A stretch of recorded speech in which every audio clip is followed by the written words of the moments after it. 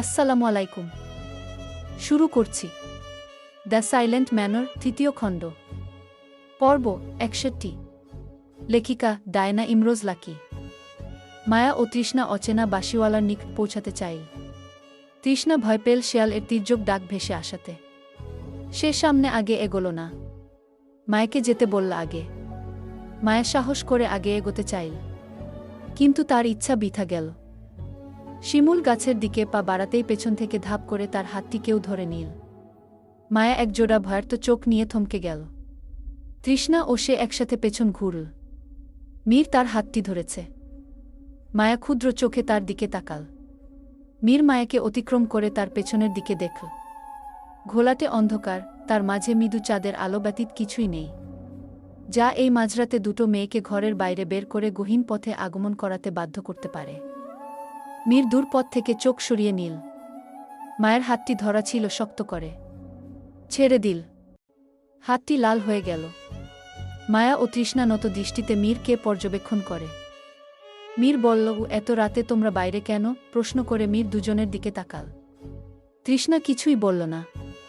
মায়া একবার তৃষ্ণার দিকে চেয়ে দ্বিতীয়বার মীর এর দিকে চেয়ে বলল, অচেনা বাঁশিওয়ালার সুর শুনতে পেয়েছিলাম, তাই আমি আর তৃষ্ণা দেখতে এসেছি। সে কে? ছোট্টবেলা থেকে অচেনা বাঁশিওয়ালার গল্প শুনেছি, বড় হয়ে বাস্তবে পেয়েছি সুফিয়ান হাজদারকে। চোখে দেখেনি কি? এতটুকু বলে বিরতি নীল মায়া। মীর মায়ের থেকে সম্পূর্ণ কথা শোনার জন্য অপেক্ষা করছে। মায়া ঢোক গিলে গলা ভিজিয়ে বলল, এর আগেও একদিন অচেনা বাঁশিওয়ালার সুর শুনতে পেয়েছিলাম, কিন্তু তাকে দেখিনি। আজ ও সেই একই সুর পেয়েছি, তাই ছুটে এসেছি তাকে দেখতে। আমি কোনো অচেনা বাঁশিওয়ালার সুর শুনতে পাচ্ছি না। এসব তোমাদের মনগড়া ধারণা।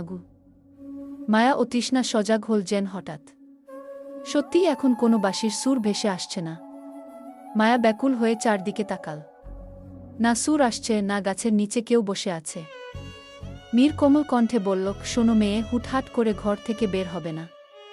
কখন কি হয়ে যায় বলা যায় না। আমাকে নিয়ে আপনার ভাবতে হবে না। আমার কিছু হলেও বা কি, তাতে তো আপনার কিছু যায় আসে না। মীর মায়ের দিকে উত্তাপ নিয়ে তাকাল, তবে কণ্ঠনালীতে সেই টান আনল না। ধরে নিলাম আমার কিছু যায় আসে না। এখন বাড়ি চলো। একা এসেছি, একাই যাব। এত বেশি সাহস দেখিও না। চলো বলে পথ ছেড়ে দিতেই মায়া পুনরায় বললাম তো, আপনি যান, আমরা একাই যাব। তৃষ্ণা তো আগেই চলে গেছে বলে মীর হাসল। মায়া পাশে তাকিয়ে দেখল তৃষ্ণা চলে গেছে। এতক্ষণ মীরের সাথে কথা বলার জন্য পাশে থাকা মানুষটির প্রতি খেয়াল হারিয়ে গেছে। উকি দিয়ে একবার বাড়ির পথে দেখল তৃষ্ণা চলে যাচ্ছে। মায়া তবু সাহস আছে বলে অভিনয় করে বলল, আপনি যান, আমি আসছি। কেন, তুমি কি বাঁশিওয়ালাকে খুঁজতে যাবে? মীর খানিকটা রেগে গেল। যেথায় যাই আপনার সমস্যা? আমার সমস্যা? ঝগড়াঝাটি করার ইচ্ছা হলে ঘরে বসে করবে, এখন চলো। আপনি যান, আমি তারপর একা একা আসছি। আর আমাকে নিয়ে আপনার এত চিন্তা করতে হবে না। আমার কিছু হলেই বা কি? অনেক কিছু হবে। প্রথমত আদ্রিয়ান বিয়ের আগে বিধবা হবে। দ্বিতীয়ত তোমার বাবা মেয়ে হারাবে। তোমার মা কান্নাকাটি করবে। ছেলেরা বিয়ের আগে বিধবা হয়? মায়া ভ্রু কুঁচকে ফেল। হয়, তাই বলছি চলো। হোক সে বিধবা, আপনার তো কিছু যায় না আসে না। তাহলে চলে যান আপনি। মীর উত্তাপ গলায় কিছুটা উচ্চ স্বরে চেঁচিয়ে বলল, অফকোর্স যায় আসে। সেই কখন থেকে এক কথা বারবার বলেই যাচ্ছ। হরান হয়ে যাচ্ছি কি? মীর এর এরূপ শব্দে মায়াত হয়ে গেল। নিষ্পলক তাকিয়ে রইল মীরের দিকে। মীর দৃষ্টি সরিয়ে ফেলল অন্যদিকে। আড়াল যেন কিছু বলল, তবে তা অস্পষ্ট। শুনেছে শুধু প্রকৃতি। মায়া খুশি হয় মীর এর মুখে এরকম কথা শুনে। মীর তাকে নিয়ে ভাবে, তার কিছু হয়ে গেলে তার যায় আসে। এক টুকরো হাসি চলে আসল মায়ের ঠোঁটের ফাঁকে, কিন্তু তার হাসি দীর্ঘতম হল না। মীর দম ছেড়ে বলল, কারণ তুমি আমার খালতো বোন। তোমার কিছু হলে ভাই হিসেবে একটু তো খারাপ লাগবেই, তাই না? মায়ের মুখটা ধোয়ামো হয়ে গেল। তার শরীরে শীতের পোশাক নেই। পাতলা ওড়নাটি জড়িয়ে ধরল। মীর তা দেখে বলল, অচেনা বাঁশিওয়ালার সুর এতটাই তীক্ষ্ণ যে শীতের পোশাক অবধি আনতে ভুলে গেলে। বলে তার শরীর থেকে মোটা কালো রঙের জ্যাকেটটা খুলে মায়ার শরীরে জড়িয়ে দিল। দরদ দেখাতে হবে না কি? মায়া বলল। দয়া দেখালাম। দরদ দেখিয়ে কি হবে? তুমি তো অন্য কারো জিনিসের প্রতি হাত বাড়াতে নেই গি। আপনি তো হাত বাড়িয়ে দিলেন গু। হাত বাড়িয়েছিলাম ভুলে, কিন্তু ছুঁয়ে দেখেনি। চলো রাতটা আমরা দুজন উপভোগ করি গি। কলঙ্ক লাগবে গি। লাগুক। 2-4টে কলঙ্ক থাকা ভালো। পুরোপুরি পরিষ্কার থাকলে অহংকার বাড়বে গি। আপনি অনেক কথা জানেন গু। সময় ও পরিস্থিতি অনেক কিছু বলতে শেখায় মেয়ে কি বলে ঠোঁট বাঁকিয়ে হাসে মীর। বাড়ি ফিরবু? এতক্ষণ আমি বলেছি যাওনি। এখন আর যেতে দেব না। আগে চলো রাতটা আমরা আমাদের মতো করে উপভোগ করি। শিমুল গাছের দিকেই যাই। মায়া একবার শিমুল গাছের দিকে তাকাল, দ্বিতীয়বার মীর এর দিকে চেয়ে সম্মতিমূলক মাথা নাড়ায়। মীর ও মায়া পাশাপাশি হাঁটা শুরু করে। ধানক্ষেতের আইল ধরে মায়া ঘুরে ঘুরে কাত পাশ থেকে মীরকে দেখল। সাদা রঙের একটা গেঞ্জি পরনে। আজ প্রবল শীত, কিন্তু শীত যেন তাকে ছুতে পারছে না। মীর বল, কি দেখছ? মায়া না সূচক মাথা নাড়ল। দুজনে পৌঁছে শিমুল গাছের নিচে। শিকদের উপর বসে মায়া। মীর বসল দুহাঁটু ফাঁক করে। রাত বাড়ছে ধরণীতে। খোলা খেতে শস্য বাতাসে চারপাশ মুখরিত হয়ে উঠল যেন। মীর আধারে খুঁজে একটি ছোট্ট ডাল হাতে তুলে মাটিতে আঘাত শুরু করল। মায়া দৃশ্যটি দেখে দ্য সাইলেন্ট ম্যানর বইটির ফারদিনার কথা, আরেকবার সুফিয়ান এর কথা মনে পড়ল। সুফিয়ান গভীর চিন্তায় ডুবে থাকলে মাটিতে আঁকিঝুঁকি করত, নদীর তীরে বসে থাকলে ঘাস টেনে ছিঁড়ত।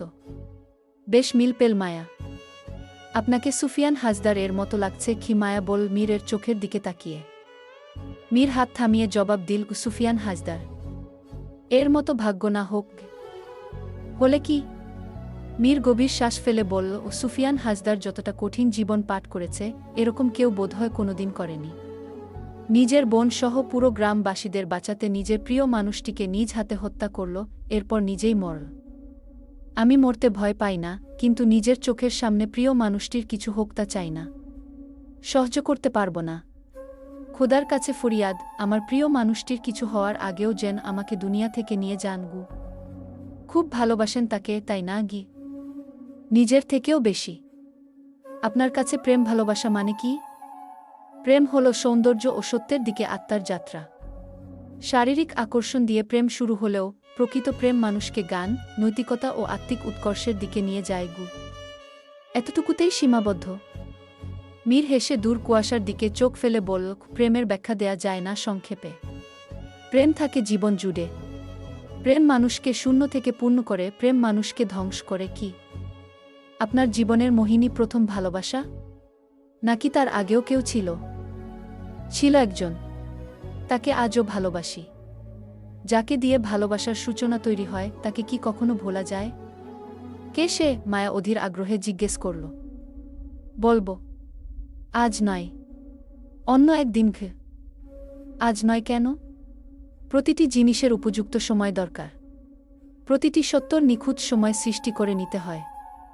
আর আমার সত্যটা বলার সময় সৃষ্টি এখনো হয়নি। সাজিয়ে গুছিয়ে বেশ কথা বলতে পারেন আপনি কি? মায়া করমর্দন করে বলল। আশেপাশের পরিবেশ নির্জীব হয়ে উঠল আরও। দূরে শেয়ালের ডাকাডাকি যেন খুব কাছে চলে আসছে। মায়া বরাবরই ভীতু, তবু আজ ভয়টা যেন তাকে তীব্রভাবে ছুঁতে পারছে না। পাশে মীর বলে সাহস পাচ্ছে।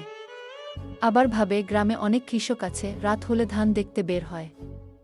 ধান তোলার সময় ঘনিয়ে এসেছে যে, তাদের মধ্যে কেউ দেখে ফেললে সমস্যা, দুর্নাম ছড়াবে। 2 দিন পর তার বিয়ে। বিয়ের আগে মাঝরাতে পরপুরুষের সাথে রাত ঘোরা মোটেই সম্মানের কাজ নয়। মায়া নির্লিপ্ত ভঙ্গিতে বল, চলুন এখন উঠি। অনেক রাত হয়েছে। বাবা জানতে পারলে খুব বকবে গু। আজকে রাতটা আমাকে দিলে, তাও সীমিত সময়। আগামীকাল সকালটাকেও আমাকে দাও। কেন? সকালে কি? তুমি আর আমি শিকার করতে যাব। কোথায়? যেখানে তোমার আর আমার প্রথম দেখা হয়েছিল। আমি শিকার করতে পারি না। তীর নিশানা করে বিদ্ধ করতে পারি না। আমি শিখিয়ে দেব।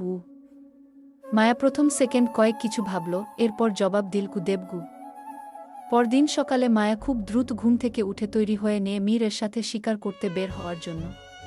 আজকাল মীরের সাথে তার মিশতে বেশ ভালো লাগছে। অন্যরকম অনুভূতি সৃষ্টি হচ্ছে। গতকাল রাত ৩টে ছুঁই ছুঁই সময়ে ঘরে পৌঁছেছিল তারা। তৃষ্ণা বাড়ির পেছনের দিকে তাদের জন্য অপেক্ষা করছিল। রাত জেগে মায়া তৃষ্ণার আচরণে খুশি হয়েছিল। বাইরে বের হওয়ার জন্য মায়া আজ শেফালি আর তৃষ্ণার সাহায্য নিয়েছে। বাড়ি ভর্তি অতিথি, সবার নজর এড়িয়ে বের হতে হবে। আপাতত ওরা কোথাও গেছে, এখনই ফিরবে বলে। গৌরী আসল মায়ের ঘরে। মায়ের পরনে শিকারি পোশাক দেখে জিজ্ঞেস করল, ও শিকারি করতে বের হচ্ছিস? শুধু শিকারি না, মীরের সাথে বের হচ্ছি কি? মায়ের মুখে উজ্জ্বল হাসি দেখে গৌরী বলল, এত আনন্দ হচ্ছিস যেন মীর এর সাথে পালিয়ে যাচ্ছিস। অচিন দেশে গিয়ে ঘর বাঁধবি? সে আমার না হোক, অন্তত তার সাথে কিছু মুহূর্ত তৈরি হোক, যাতে আমি আমার নাত নাতনিকে আমার অপূর্ণ প্রেম কাহিনী বলে শোনাতে পারি। আজকে তোকে দেখে ভীষণ ভালো লাগছে। তোর এই কঠোর মনটাকে দেখে আনন্দ হচ্ছে। জীবন পথে যতই ঝড় আসুক না কেন, এভাবেই সবসময় শক্ত থাকতে হবে কি বলে আলতো হাতে মায়ের কাঁধে হাত রাখে। দুজনে কথা বলছিল মায়ের ঘরের দরজার কাছে বসেই। সোজা তাকালে মীরের ঘর। মীর ঘর থেকে বের হলো। তাদের দুজনের চোখ পড়ে মীরের দিকে। খয়েরি রঙের বুট পায়ে, কালো প্যান্ট, সাদা শার্টের উপর হালকা খয়েরি রঙের কুটি, মাথায় পাগড়ি, হাতের ব্রেসলেটটা পরতে পরতে মায়ের ঘরের দিকে হাঁটছে। শিকারি পোশাকের সাথে পাগড়ির ছোঁয়ায় যেন মীর এর সৌন্দর্য কয়েক গুণ বেড়ে গেছে। মীর মায়ের ঘরে এসে বলল, ও কখন বের হবে? আপনি আগে যান, এরপর আমি আসছি গু। তোমার অশ্ব নেয়ার দরকার নেই, তুমি হেঁটে এসো। বটগাছের নিচে আমি অপেক্ষা করছি। আমার অশ্বে চড়ে যাবে কি বলে মীর সময় না নিয়ে ব্যস্ত পায়ে হেঁটে গেল ঘর ছেড়ে। মায়া গৌরীর সাহায্য লোকচক্ষুর আড়ালে বাড়ির পেছনের দিক থেকে মীর এর কাছে পৌঁছাল। মীর তার অশ্ব অগ্নিলের পৃষ্ঠায় চেপে বসা। মায়া বলল, ও আমি কি আপনার সাথে এক অশ্বে বসে যাব? গেলে কি হবে? আপনার মতলবটা কি? মীর হেসে বলল, এই মেয়েটা একটু হলেই মতলব খুঁজে। আমার কোনো মতলব নেই, থাকলেও পরে দেখবে। এখন উঠে এসো বলে মায়ের দিকে হাত বাড়িয়ে দিল। মায়া ইতস্তত করে মীর এর হাতে হাত রেখে অশ্বে উঠে বসে। মীর তার গা ঘেঁষে পেছনে বসা। মায়া ঘুরে একবার দেখল মীরকে। মীর মায়ের দিকে না তাকিয়ে অশ্বের লাগাম টেনে ধরল। অশ্ব ছুটল তার নির্দেশনা। বেশ কিছুক্ষণ পরে তারা পৌঁছে যায় উত্তর পাড়ার জঙ্গলে। জঙ্গলটি আকারে খুব বড় না হলেও তার সৌন্দর্য ও বৈচিত্র্য সত্যিই মনোমুগ্ধকর। গ্রামের উত্তর পাশে অবস্থিত এই জঙ্গলটি যেন প্রকৃতির নিজস্ব এক আশ্রয়স্থল। চারদিকে উঁচু উঁচু গাছ, ঘন ঝোপঝাড় আর সবুজ লতার জালে জঙ্গলটি সারাবছর শীতল ও সজীব থাকে। সকালে সূর্যের আলো গাছের ফাঁক দিয়ে পড়লে পুরো জঙ্গলটি সোনালি আভায় ঝলমল করে উঠেছে। এই জঙ্গলের সবচেয়ে আকর্ষণীয় দিক হল হরিণের বসবাস। দল বেঁধে হরিণগুলো কখনো ঘাস খায়, কখনো আবার ভয় পেলে দ্রুত দৌড়ে গাছের আড়ালে লুকিয়ে পড়ে। তাদের মসৃণ বাদামি গায়ে সাদা ছোপ আর সতর্ক চোখ জঙ্গলের সৌন্দর্য আরও বাড়িয়ে দিচ্ছে যেন। সকালের সময় দূর থেকে হরিণের চলাফেরা দেখলে মনে হয় প্রকৃতি নিজেই যেন জীবন্ত হয়ে উঠেছে। এছাড়াও এই জঙ্গলে নানা পাখির বসবাস। পাখির কিচিরমিচির পাতার মর্মর ধ্বনি মিলেমিশে এক অপূর্ব পরিবেশ সৃষ্টি করছে। উত্তর পাড়ার জঙ্গল শুধু প্রাণীদের আশ্রয় নয়, মানুষের মনকে শান্ত করার এক অনন্য প্রাকৃতিক নিয়ম। তারা থামে জঙ্গলের নিকটে এসে। অশ্ব থেকে নামল না। মায়া দূরে দূরে হরিণদের ছোটাছুটি দেখছে। ওরা যেন বুঝে গেছে মীর ও মায়া বোধহয় ওদের শিকার করতে এসেছে। মায়া বলল, শুধু কি শিকার করার জন্যই এখানে নিয়ে এসেছেন? তোমার কি মনে? মীর যেন সোজা প্রশ্নের সোজা জবাব দিতে নারাজ। আমি ঠিক বুঝতে পারছি না গি। মীর মায়ার কানের কাছে মুখ নিয়ে মিনমিনিয়ে বলল, মূল উদ্দেশ্য তোমাকে শিকার করা গু। মানে? মায়া আকস্মিক অবাক হল। মীর হেসে উড়িয়ে দিল। উত্তর দিল না। তুনির থেকে তীরফলক বের করে মায়ের হাতে দিল। মায়া বলল, আমি তীর ছুটতে পারব না গি। মীর কোনো জবাব না দিয়ে মায়ের ডান ও পাশ থেকে মীর তার হাত দুটো সামনে নিয়ে তীরটি ধরল। মায়ের হাতে হাত রেখে তীরটির নিশানা করল। ধীরে ধীরে তীরটি একটি ব্যস্ত হরিণকে লক্ষ্য করল। মায়ের গালের সংস্পর্শে মীর এর গালে। মায়া ঘুরে দেখে। মীর চোখের ইশারায় তাকে বোঝাল, তুমি সামনে তাকাও। মায়া তাকায়। এরপর মীর তীর ছুড়ে হরিণকে শিকার করে ফেলল। মায়া হেসে উঠল গগন কাঁপিয়ে। মায়ার মাত্রারিক্ত সুন্দর হাসি। মীর শিকার করে মনে মনে। এরপর দুজনে নেমে দাঁড়াল অশ্ব থেকে। হেঁটে গেল হরিণটির কাছে। মায়া চারপাশে তাকিয়ে বলল, আচ্ছা, এই জঙ্গলে কেউ আসে না কেন? কেন সবাই এই জঙ্গল থেকে দূরে থাকতে বলে? এক ভয়ঙ্কর ঘটনা ঘটেছিল এই জঙ্গলে। তুমি জানো না? আমি তো বিদেশে ছিলাম। কিভাবে জানব? আপনি সেই ঘটনা সম্পর্কে জানলে দয়া করে বলুন, মায়া অনুরোধ করলেন। মীর আটকে রাখা দম ফেলে বলল, এক অপূর্ণ প্রেম কাহিনী এখানেই যেন সমাপ্তি হয়। দরিদ্র ঘরের ছেলের সাথে সম্ভ্রান্ত পরিবারের মেয়ের সম্পর্ক পরিবার মেনে নেয়নি। কিন্তু সেই প্রেমিক ছিল যেন শাহজাহান এর মত। ছুটে গেল সেই মেয়ের বাবার কাছে। যে কোনো বিনিময়ে সেই মেয়েকে জীবনসঙ্গী হিসেবে তার চাই। বেঈমান বাবা শর্ত দিলেন, এই জঙ্গলে এক রাত কাটাতে হবে তার। তখনকার সময়ে এই জঙ্গলে বাঘ, চিতার বসবাস ছিল। সাহস করে উন্মাদ প্রেমিক রাজি হয়। কিন্তু শেষমেশ তাকে প্রাণ দিতে হয় ভালোবাসার বিনিময়ে। এই জঙ্গলের জন্তু জানোয়ার তাকে ছিঁড়ে খায়। এরপর তার প্রেমিককেও আর খুঁজে পাওয়া যায়নি। আজও খুঁজে পাওয়া যায়নি ওকে।